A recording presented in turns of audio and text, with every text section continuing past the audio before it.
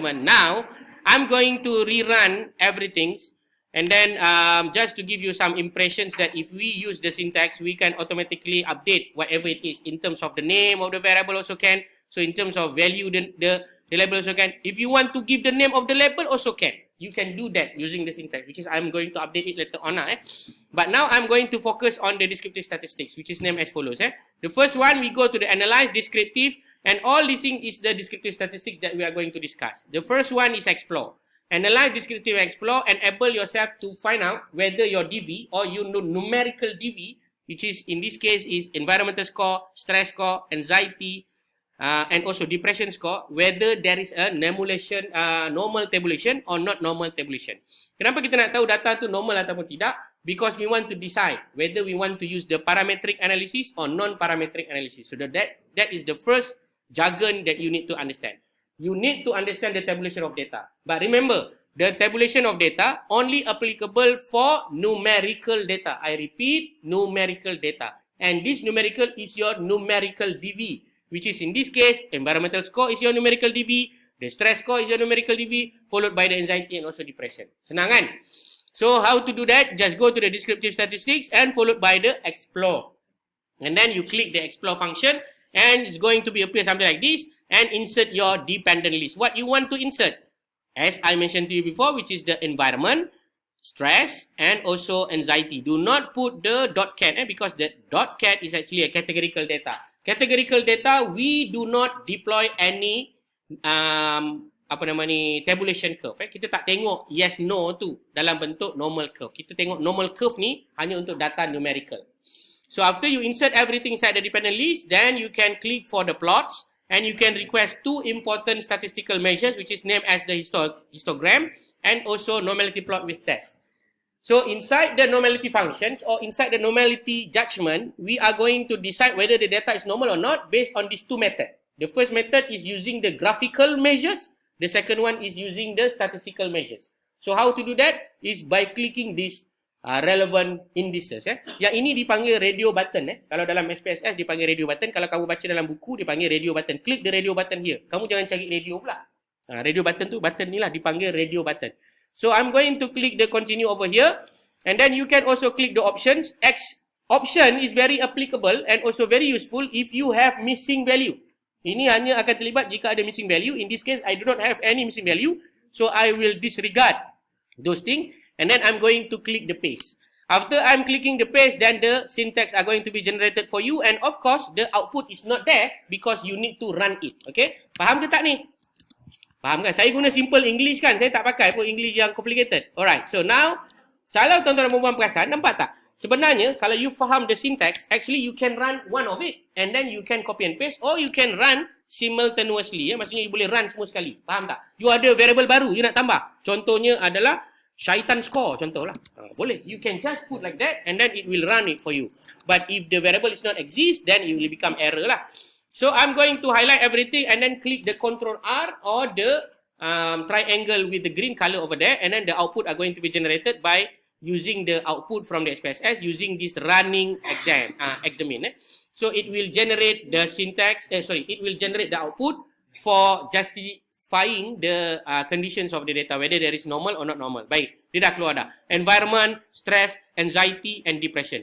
In a superficial manner, I can tell you that the environmental score is considered normal, the stress score is not normal, anxiety is not normal, and then the depression can be considered normal. So, based on the statistical values, okay, which is I'm going to explain it later on. And then based on the tabulation over here, you have the histogram, correct or not? You can double click on the histogram and request for the normal curve that is available on the menu. So, you can request for the normal tabulation curve and you can see what I mentioned just now is quite justified enough based on these graphical figures.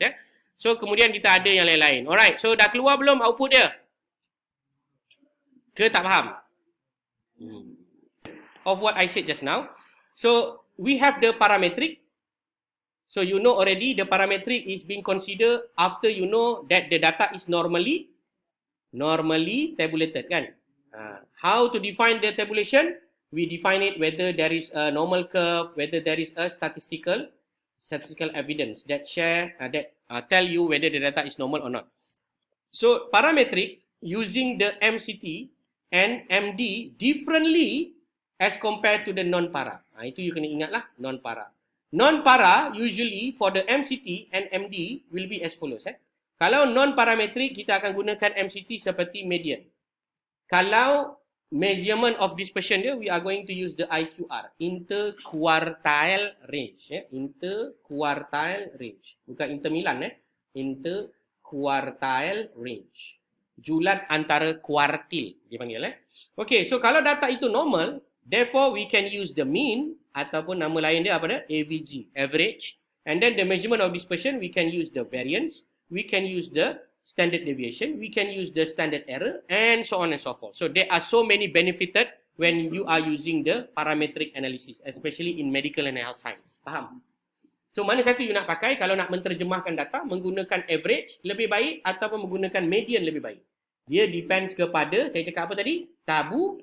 Tabulasi. That's why kalau macam contoh income rakyat Malaysia, boleh tak pakai parametrik? Jawapan dia tak boleh sebab data income negara kita adalah skewed.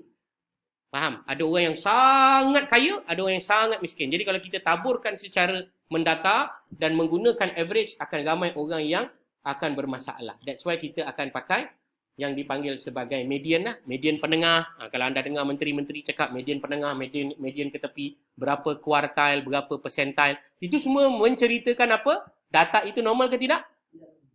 Jawapan yang tepat. Itu maksudnya jawapan menunjukkan data-data itu adalah tidak normal. Kenapa boleh jadi tak normal? Sebab ada extreme value. Apa maksud extreme? Data melampau. Kenapa data melampau ni ada? Memang ada lah. Contoh macam income memang confirm ada lah kat Malaysia ni. Ada orang yang memang sangat-sangat kaya. Ada orang yang memang sangat-sangat tak kaya. Dan kebanyakan daripada kita, kaya tak kaya, Tuhan, malaikat dan syaitan saja yang tahu. Termasuk diri kita lah. Okay. So itu adalah penceritaan untuk parametric and non-parametric. And why we bother so much about the parametric and non-parametric? It is because of the testing that we are going to deploy in the next hypothesis testing. Non-parametric. So we have numbers of K. K is group actually. K is equal to 1. K is equal to 2. K is more than 2. K is time 1 against the time 2. And then we got the another one which is we compare yang ini je lah yang ada dalam kurikulum. Yang lain tu semua tak masuk dalam kurikulum. Kan saya ajar kan BPL datang pula. Saya ngajar lebih-lebih pula. Alright. So parametrik, contoh data kamu bertaburan normal. Kamu ingin membuat perbandingan antara satu kumpulan. Satu kumpulan ini is defined also as the standard lah. You want to compare something with the standard. In my example before, I just give you an example to compare with the national standards of income, which is 1,500 kan. So kita ada satu kumpulan, iaitu satu kelas ni punya data-data keuangan dibandingkan dengan national standard, which is the K is equal to 1 lah. Sebab satu grup je kan, betul? Okay. Yang another one is equal to 2 ni, maksudnya saya bandingkan antara dua kumpulan yang independent. I'm going to compare the two independence group, which is in this example, I'm going to compare the income of the male against the female. Correct or not? Because if you are male, you are male. If you are female, you are female. You are independent to each other. Unless you are otherwise. Okay, and then the next one is more than 2. More than 2 is actually, example dia adalah seperti races. Kita ada perbandingan antara Melayu, Cina dan India. So this is the example kenapa kita ada satu kumpulan, dua kumpulan dan lebih daripada dua. Dan kita ada lagi satu yang dipanggil sebagai perbezaan antara masa. Contoh, saya tanya gaji awak masa mula masuk kerja pada 2010, example. And then until now is 20 and 23. So it's approximate 13 years from now. What is the difference between the before, masih mula-mula menjadi graduan dan dapat kerja sampai sekarang. So that is the comparison between before and after. Ataupun previously and now. Faham ya? Ini, kenapa kena belajar benda-benda ni? Sebab kita ada different test. Contoh, I give you one example only. But I'm going to explain it later on in our class yang second one. So the parametric, contoh kalau data itu normal, but you want to compare against the standard ataupun compare within the one group. So we are, and the data is normal, therefore, we are going to use the parametric analysis named as independent sample t-test. Independent sample t-test. So, nama-nama ni kalau tak ingat tak apa sebab jawapan dia ada dekat dalam SPSS. Tak akan ada pun soalan saya yang tanya apa nama. Tak ada. Yang tanya nanti adalah macam mana nak buat independent sample t-test. So, you do not need to understand fully how the mechanics involved in the independent sample t-test. In fact, sudut-sudut lain lah yang akan kena belajar secara manual calculation. You kena tahu cara nak tekan dalam komputer saja. Faham ya? Okay, then another one, kalau data kamu tak normal, maka kamu akan pakai KS test lah, which is Kolmogorov-Smirnov test, which is going to be discussed later on. Kalau data kamu, bukan independent sample t-test. Saya salah mengajar ni. Ini boleh masuk neraka ni kalau ajar ni. Salah. Salah. Saya kena betulkan. Bukan independent sample t-test. Yang ini dipanggil sebagai one sample t-test. One sample t-test. Independent sample t-test ni yang sama dengan dua ni. Yang ini dipanggil sebagai independent sample t-test. Okay. Faham ya? Saya kena buat correction kalau mana yang salah. Kalau anda tahu saya cakap salah pun kamu kena betulkan. Kamu jangan diam je, dengar je. Nanti salah. Masuk dengan ke sama-sama. Tak nak. So yang the next one is more than two. More than two is ANOVA. ANOVA also known as analysis of variance. And then the last but not least is comparing between the before and after data. Means that kalau kamu Ahmad pada 2010, kamu juga Ahmad pada tahun 2023. So that means we are comparing Ahmad income prior to 2010 and Ahmad income prior to 2023. So this one is called PET sample. Apa dia? PET sample. PET sample ni also known as dependent sample. Ya. PET sample t-test. So kalau kamu baca dalam jurnal, kamu tengok ada perkataan t-test, ada perkataan independent sample t-test, ada perkataan ANOVA. What is the clear indication on that particular thesis or article saying that the data is normally tabulated? That is the first sign that you need to understand. Faham kan? Okay, if the data is not normal, then we need to use the another alternative parameters to justify the statistical indices. Contohnya adalah seperti berikut. Kalau data itu tak normal dan dia adalah dua kumpulan, contoh saya bandingkan income lelaki dan perempuan dalam kelas ni, which is in fact is true because the data of the income is actually not normally tabulated. So I'm going to use the man with me. Ini nama-nama ni awak tak payah hafal lah. Tapi kalau awak pernah dengar, memang inilah bukan untuk awak faham dan kena hafal tau. Dia lebih kepada you kena understand. Oh, data tak normal, namanya man with me. Bukan independent sample t-test. Because independent sample t-test, perkataan t-test, ANOVA, whatsoever ni, all these things are indicative the data is normally tabulated. So when it is more than 2, it's called Kruskal-Wallis. Kruskal-Wallis. Kruskal-Wallis. Apa yang saya cakap ni, anda boleh type kat dalam internet dan belajar ya. Kalau anda mahulah. Tapi biasanya, anda ADCT batch berapa? 4. Mungkin best 400 kot baru yang jenis macam tu lah. Cakap dia terus cari. Macam tu. Contoh. Alright. So kalau data itu tak normal dan anda bandingkan before and after, so you are going to use the Wilcoxon rank. Wilcoxon rank test. Okay, ini adalah nama. Nama-nama ini kita akan ceritakan kemudian. Boleh ya? Boleh. So now kita pergi kepada yang the basic yang kita nak understand today ataupun currently, which is the data itu normal ataupun tidak. Data normal or not. How you want to leverage this understanding. So, saya dah bagi tahu tadi ada dua cara. Pertama adalah kaedah grafik dan yang kedua adalah kaedah statistik. So, mari kita tengok satu-satu. Dah run dah pun analisis kita ni tadi, betul? Dah keluar dah pun output, betul? Yang kita tak buat adalah interpretation sahaja lagi. So, mari kita buat sama-sama untuk anda appreciate the knowledge of this sharing. Kalau anda tak sempat nak faham atau hadam, never mind. I'm trying my best to repeat it again in the next class. If you find out that the video is very useful, you can just straight away understand, then it's okay lah. Tapi kalau anda ada tak faham, saya akan ulang balik. No problem. So pertama kita pergi pada kaedah grafik. So kaedah grafik yang saya cerita kepada tuan-tuan dan perempuan ni tadi, pertama adalah menggunakan histogram. Histogram secara umum dia mesti bentuk bell shape. Bell shape macam mana? Ini bentuk histogram. Dan kalau anda double click, if you double click the histogram figures, you have the ability to indicate the normal tabulation curve, which is in this case, we can see that the data is considered normally tabulated lah because it represent the lowest true until the highest true. Maksudnya memang ada yang markah rendah dan ada yang markah tinggi in term of environmental score. Faham ya? Ini pertama, histogram. Yang kedua adalah steam and leaf. Steam and leaf ni, untuk makluman tuan-tuan dan perempuan, dia adalah berkaitan dengan apa? Steam apa steam? Steam and leaf. Dipanggil sebagai daun dan tangkai. Betul? Daun dan tangkai ni cara nak baca dia, anda kena menelingkan kepala 90 darjah. Anda kena menelingkan kepala begitu. Dan kalau dia berbentuk seperti bell shape, maka dia normal lah. So, kalau anda menelingkan kepala, nampak macam normal lah. Tapi jangan teling dan tak bangun balik. Nanti anda teling sampai bila-bila ya. Okay, the next one is the normal QQ plot. If the data is considered normal, the data will be fall within this line. So, data ni akan berada dalam line ini. So, kalau kita tengok data ni berada dalam line ke tidak, jawapan dia adalah ya. Dia macam tak lari banyak sangatlah daripada line kita. Okay, the trended QQ plot is quite interesting. Whether the data is normal or not is within the value of plus minus 0.3. So, kat sini adalah normal QQ plot. Ini semua kaedah grafik ya. Normal QQ plot.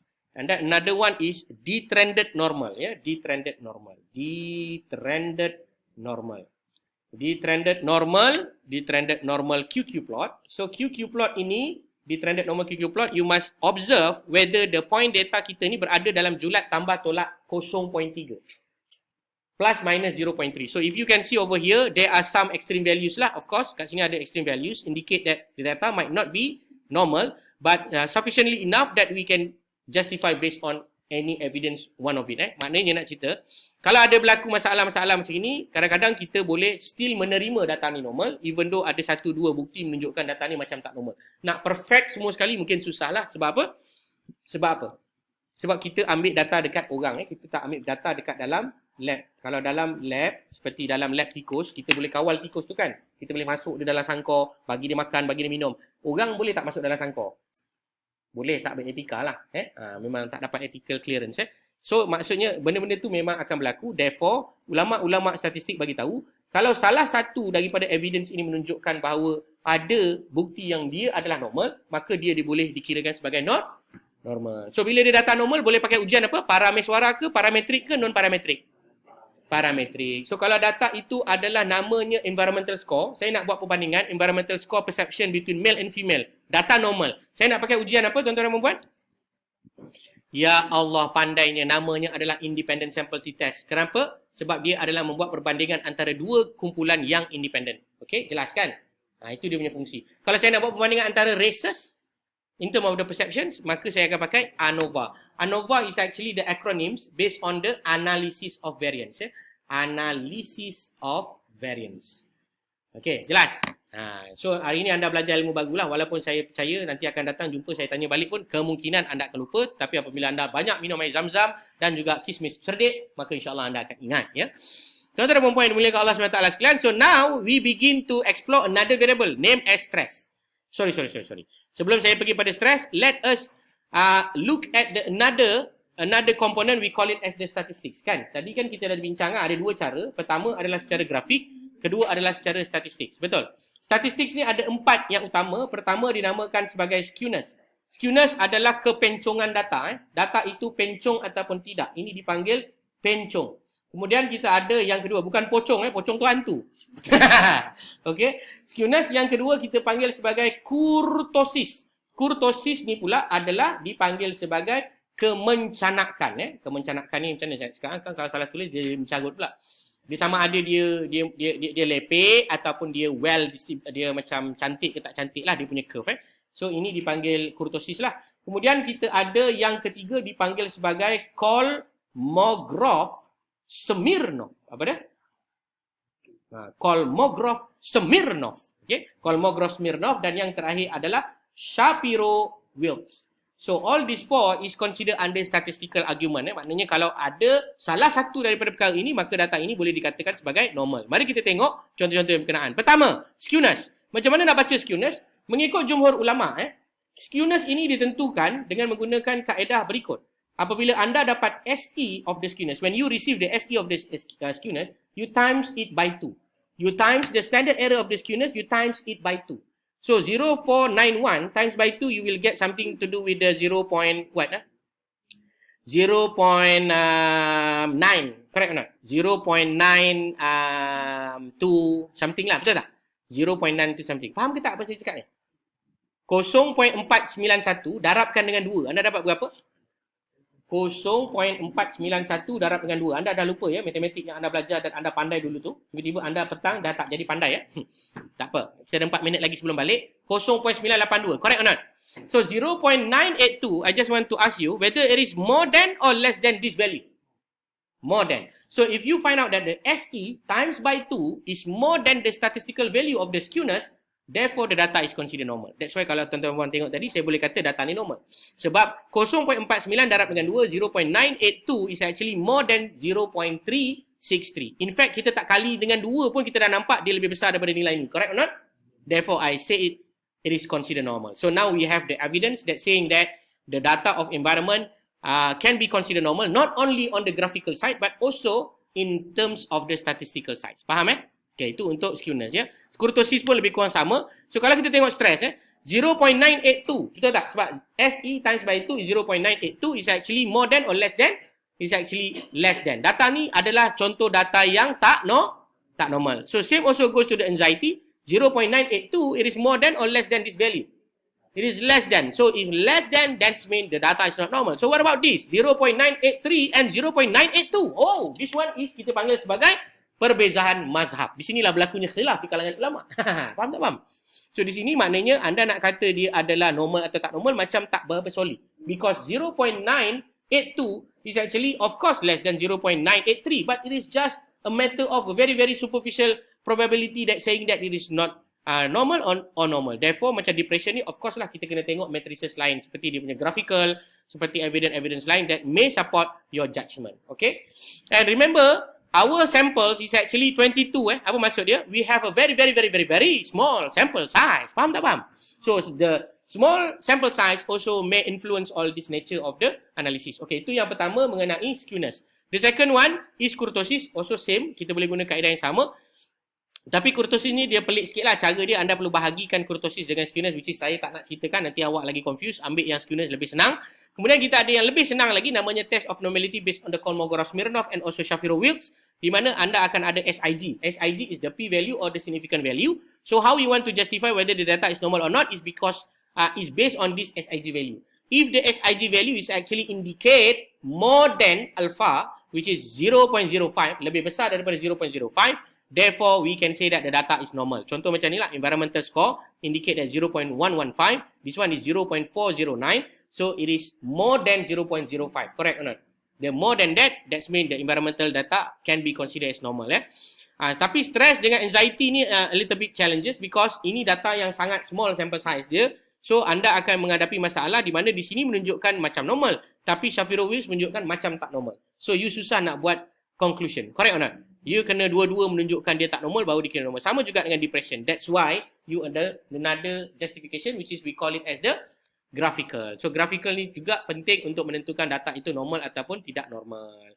Okay, anxiety ni macam mana nak tahu normal tak normal? You can just click over here and then request for the normal tabulation curve and then you can see that it is a negatively skewed. Maknanya banyak orang yang tak stress lah as compared to orang lain lah. Okay, so kalau kita tengok yang lain-lain. So the use of all these things can help you to identify what is the nature of the data. Ada extreme value ke tidak. Sebab mana-mana extreme value ini you boleh control lah. Macam ini kan, depression. Kalau tuan-tuan tengok, data ni tak ada masalah. Data ni normal. Tetapi dia ada beberapa orang yang memang Allah SWT jadikan dia jenis-jenis manusia yang sangat stressful lah. Macam tu. So you can find out that ini ada beberapa orang yang memang kata orang ni apa? Kita panggil extreme values. Same also with the anxiety. Kalau anda tengok anxiety kan, ada satu orang dekat ID 12. Maknanya orang yang nombor 12 ni, dia mempunyai anxiety yang sangat dahsyat. Sebab dia dah tak sabar-sabar, jam dah pukul 5 petang. Faham Okay. That is my introduction.